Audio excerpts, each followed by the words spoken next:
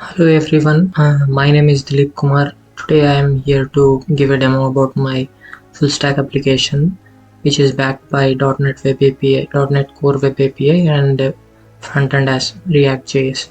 So this is a simple credit card management application system named as Easy Creds. The name Easy Creds is due to the simplicity and easy to use thing. So I would break down this demonstration into introduction and then features and then demo. So introduction is a basic overview of what the system is. As it says, it is simple and it is designed to manage and track credit card based transactions, payments and balances, etc. And next comes is the features. It is easy and user friendly, and it is built securely, backed by JWT tokens which are assigned to the user when logged in, and every request will be verified with the authorized JWT token. And when the user signs in up, they cannot be signed up to the application with a fake email or some kind of invalid email. They should be backed by some valid email which is valid. So an activation code will be sent or link will be sent to that email to activate that account. So, and next is the responsiveness of this application. The UI is given more importance and it is responsive in all screens. So this is the thing, and next comes here about the demonstration. I'll go for the demonstration. So I have kept the application running. So here you can see it. So this is the landing page of the application, which is just an overview of the application, like the first site of for the user or the visitor. So here you can see that hero section, and then get started and login buttons to sign up and login pages, and then few cards to show what this features of this platform is, and few user section, and then below section which has the same thing, and footer section. So here you can use these two icons or these icons or the below icons to go to the sign up or login pages. So any user who is a visitor who wants to inquire about the credit card or whatever the offers that the platform is to offer to the visitor can be contacted through this contact form. This is a form where you can put your name, email and subject that you want to ask about, and the message that you want to inquire about briefly, and you can send this button. This form is functional enough. This will be sent to the admin. The admin mail is configured in the backend, and it will be sent to the admin about the query that the visitor wants. So next we will go to the login page, and all the forms are validated. You cannot put an invalid detail into that. Suppose for example email ID, you cannot put something like the @ without @ it is meaningless. So it doesn't qualify as a email ID. So we put back that one, and then we put the password is also, you cannot put a wrong password, so it will throw a pop-up saying that username or password is incorrect. So we will put the right password here, and password cannot also be empty, so that validation is also covered. I'll put the right email now. So actually this is a user which is already having some credit card and has applied for a credit card and has made some transaction with that credit card. So you can see it here. He has spent almost like the total amount of the credit balance, and this is the total amount that was given to this credit card, and he has spent this amount. So the balance C is this thing. So next comes the analytics part for the user. We can see here, they can see the stats about the spending that they have done with the credit card. So this is by category. This is irrespective of the time till now that they have spent with that card. So you can see, as I hover on this bars, you can see that this is the travel category, this is the shopping category, and rest all of them this is the total amount of money that the user has spent on particular category. This chart shows that thing, and spending my by month is uh, till this month, till December, how much and what amount of money the user has spent in what month. So this is that graph, and this comes here over time, in the sense it is like kind of comparison about the spending over time with the category. You can see as I hover on that, the category wise and the spending will be shown for that month. So you can also filter out using these two buttons. So I will set this for September, and this graph by category which is taken over the time is being updated. So you can see rest all the months as well. So if I select a month which is which has no transactions, it will be empty, so there's not enough data to display. So all months, if I select all months, then all the months data will be taken here. Same goes with the year as well. In 2023 there were no transactions. So, and also to make this dashboard look visually like what it does show, I have put some sample data. If the for these two cards, if the user's data isn't sufficient enough to render this stat, it will be taking the uh, default data for rendering this visual. So next comes this tabular section where the user spending transactions will be listed out, and this is a form which is paginated. The paginated data will be rendered, and per page it has 10 transactions. You can see that. So every page has 10 transactions, and also this table is filtered, like you can filter out, like sort by transaction date and also by the amount. So you can see that it is now in increasing or decreasing order, and also simultaneously you can do that to the increasing order. So this button gives a some more details about the transaction, like the ID and the rest of the details. And you can also see that there is a difference between the color of the amount. If you can see it, this is in green. This in the sense is payment, and this is purchase. So I have differentiated the type of the category that the amount is paid into. So also you can use these filters to filter out the transaction list. So you can see that if I click on purchase, only the purchase related data will be shown. You can also see that the 1200 isn't showing up now because the type is purchase selected. So you can also see that if I do payment, only payment things will be rendered out. So same goes with other fields as well. You can also filter by range. I'll put it to default, and then I'll show the difference for you. So you can put it to range. I want to select only from December. So 12.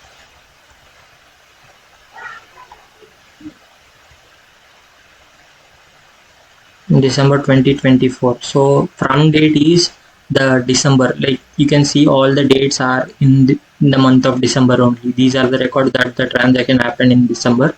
So you can also set the to date as well. I'll clear this out, and if I set this to date before the December,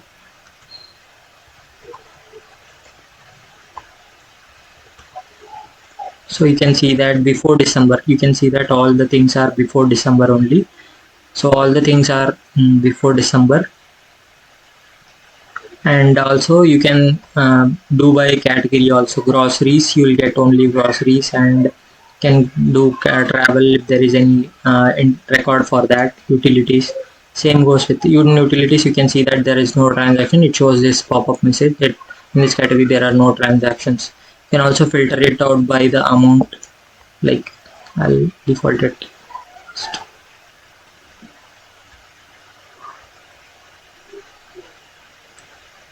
So now I'll put the minimum amount to be 1000. So you can see that all the transactions that are above 1000 are shown up, and if I remove the zeros, you can see that all the transactions that are above 100 are shown.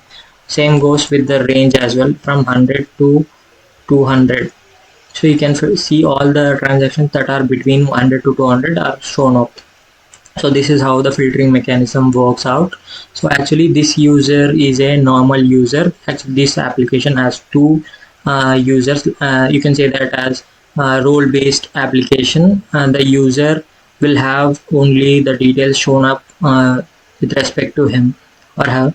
So you can see all the details, like they have credit card details of their own, and the icons like the dashboard icon. This is the dashboard icon which takes them to the dashboard, and here we have a profile icon, so it will show up the profile as well. So this user has all the data which I have created for this demo, and I'll also show the demo for onboarding a new user as well.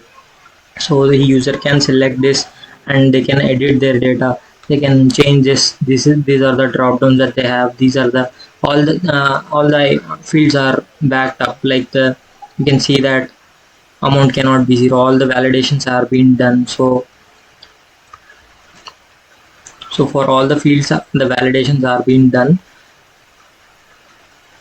So you have seen that the profile was updated successfully. Annual income, you can change the data for whatever the field you want. Self-employed you can do, and you can see that the status will be changed self-employed. So here the updation happens like that. So also this is all about the user view of the application. Also they can have the payments or the transactions updated here. Here they can say that 100 they have spent on some bought new book. Transaction type is they have purchased the book, and the category is, let's say it is for the education, that they have bought some academic book. So yeah, you can also see this pop-up message that says that insufficient credit balance, which is like if the user doesn't have the required amount, that is 100 in their credit. As you can see, this is the amount that is left out. The user will be thrown an error that you don't have sufficient balance to make a transaction. So that case is also taken care of. So now I will show you onboard of a new user. So this is the sign up button. You can put the name.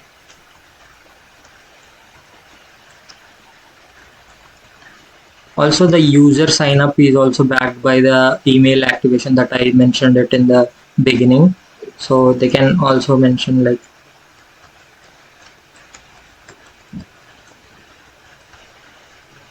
and this password is also like you cannot put the password something random here. So password must be at least 6 characters, and it should be matching, like both the passwords should be matching. I'll put the valid password now.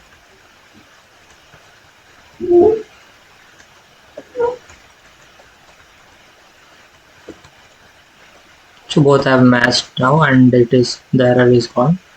And now I click the sign up button. So an email is sent for account activation. You can see that an email is sent to the user. So I'll open up that account and I'll show you the email. So you can see that an email is sent.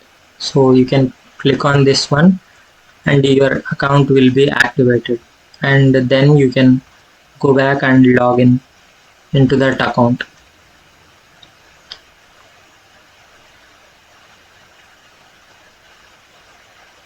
Yeah, so we have successfully activated our account, and we can log into that thing.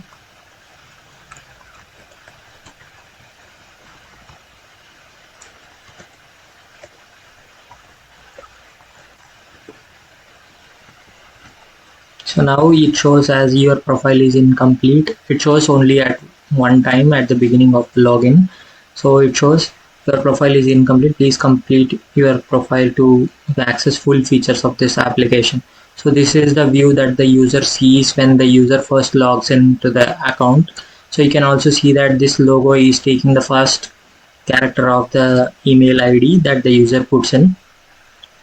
So this is the profile that without the profile data that the user has just onboarded and have no details provided here. So here you can see that this button lets the user to enter the details. So like the date of birth,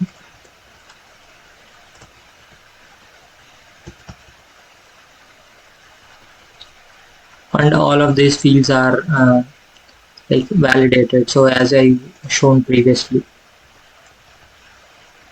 And you cannot put the negative value here. I'll show you. So you can see that annual income shouldn't be 0 or less, like that. Street Karnataka, and this is also a drop down obtained from the background, the backend. The data is fetched from the backend and the field is populated Karnataka. And if I choose Karnataka, all this like the cities that are in the Karnataka will be shown here. So you can see that Karnataka, and if I select Andhra Pradesh, dynamically the data for the Andhra Pradesh is selected here. So I'll select Karnataka back.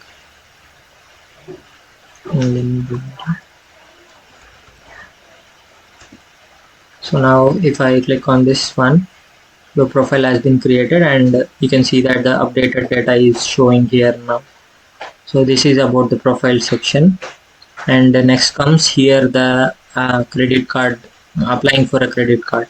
So I missed out one feature. The user cannot apply for the credit card before creating their profile fully. So if the user clicks the apply now button before creating their profile, then a pop-up will be shown saying that you haven't completed your profile yet. So now we will go for the credit card application. Enter your name.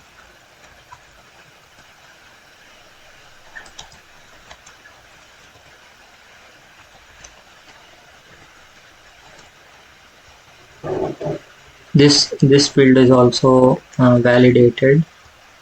You cannot enter less than 10. So if I click on this one, phone number must be 10 digits. So it should be 10 digits.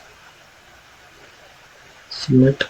So application in progress. This is the status that the user sees once the application is submitted, and it will show the message saying that to keep the customer engaged, they'll I'm showing a message saying with the process like the application is in progress. You can contact, in the meantime you can contact the admin if you have any queries. So now we will log into the admin dashboard. I'll show you how the admin looks. Yes, I'll log in with the admin credentials.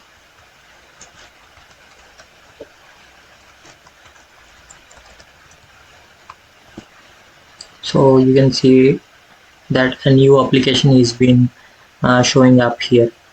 So this is the new application, and these are the details, and the user has just applied, so it is showing a badge with the details. So the admin has this dashboard with the two tabs, applications and then users.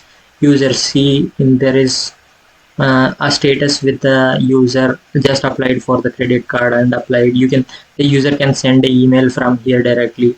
If you click that, a pop-up will be shown with the model saying that you can send it to the, actually this send email is for the advertising or some sort of mails that the credit card organization sent to us in real time.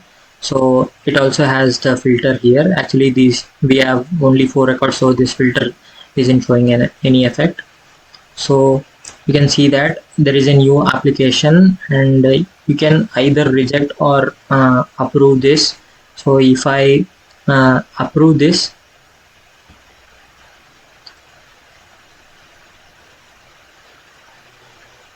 it will be showing as accepted. So the application is been accepted, and the new credit card will be given for that. And the credit card creation is built in, like configured in the backend. Taking all these details, it will create a credit card based on the income that they have. So based on that, the credit balance will be set, everything will be set. So now we'll go back to the user that who have applied for that, and we'll refresh the page and you can see the details. So it also shows an initial pop-up saying that no transaction set, since they have no transaction. As I said in the previous explanation, that this field, this two tabs, if they don't have required amount of sufficient amount of data, they'll be taking some sample data to be shown. So they have rendered here. So now the user dashboard, the user has got their credit card. So you can see that this is the amount that they have got in the limit, and all these things are taken from the credit card application. So now the user can make a payment.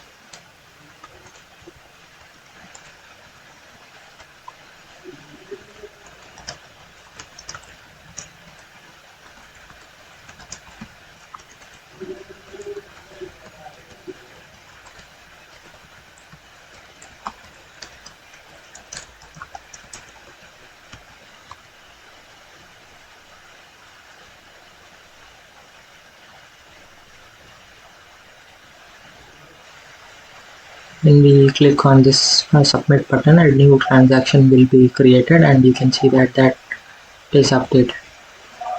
So new transaction will be added down here. So next we will see,